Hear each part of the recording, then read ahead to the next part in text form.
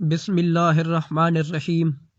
ابو ہریرہ اور عبداللہ بن عمر رضی اللہ تعالی عنہ سے روایت ہے کہ آپ صلی اللہ علیہ وآلہ وسلم نے فرمایا، جب گرمی تیز ہو جائے تو نماز کو ٹھنڈے وقت میں پڑھو، کیونکہ گرمی کی تیزی جہنم کی آگ کی بھاپ سے ہوتی ہے۔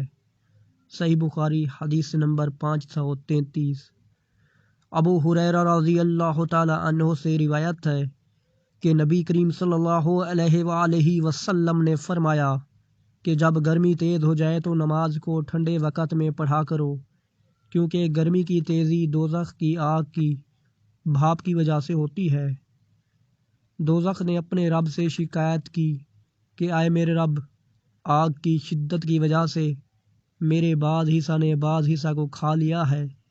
اس پر اللہ تعالیٰ نے اسے 2 سانس لینے کی اجازت دی، ایک سانس جاڑے میں اور ایک سانس گرمی میں۔ اب انتہائی سخت گرمی اور سخت سردی جو تم لوگ محسوس کرتے ہو وہ اسی سے پیدا ہوتی ہے۔ صحیح بخاری حدیث نمبر 536۔